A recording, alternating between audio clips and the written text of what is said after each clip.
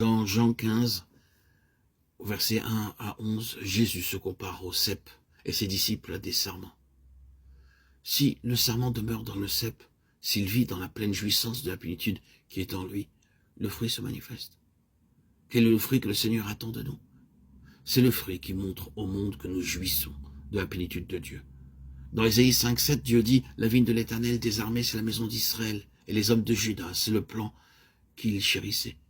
Il avait espéré de la droiture, et voici du sang versé, de la justice, et voici des cris de détresse. » Le fruit que le Seigneur recherche est le jugement et la justice. Au lieu de porter ces fruits, on ne trouvait en eux que cupidité. Malheur à ceux qui ajoutent maison à maison et qui joignent champ à champ jusqu'à ce qu'il y ait plus d'espace et qu'ils habitent seuls au milieu du pays. Ésaïe 5,8. Ils étaient un peuple avide et matérialiste. Ils n'étaient pas satisfaits de ce que Dieu leur donnait.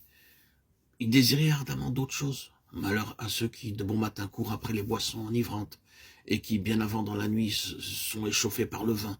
Ésaïe 5,11. C'était un peuple intempérant. L'ivresse se trouvait parmi le peuple choisi de Dieu. Ils étaient considérés comme le peuple de Dieu, et pourtant, c'était le fruit qu'ils portaient.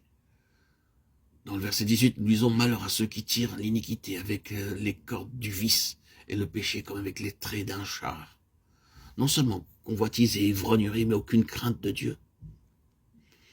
C'était un peuple provocateur et blasphémateur.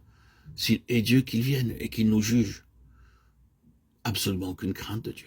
La nation d'Israël, une nation et un peuple appelé de son nom, était rempli de cupidité, d'ivrognerie, et il n'y avait aucune crainte de Dieu.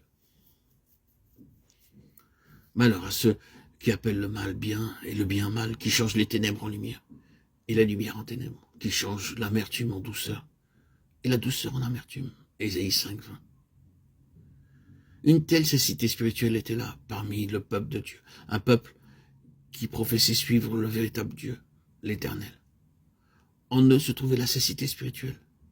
Le couronnement de tout était leur orgueil spirituel.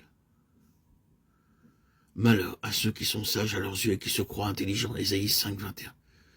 Ils n'étaient pas prêts à recevoir un conseil spirituel, une admonestation de la part de Dieu. Ils étaient sages selon leur propre voie. C'est ce qui arrive à la chrétienté aujourd'hui. Notre tête est pleine de connaissances, mais nos cœurs sont vides. Malheur à ceux qui justifient le coupable pour un présent et enlèvent aux innocents leurs droits. Ésaïe 5,23. La corruption se trouvait aussi au milieu d'eux. C'était le genre de fruit qu'ils portaient. Si notre Seigneur Jésus-Christ est le véritable cep et nous les sarments, le fruit que nous portons est à la fois justice et jugement.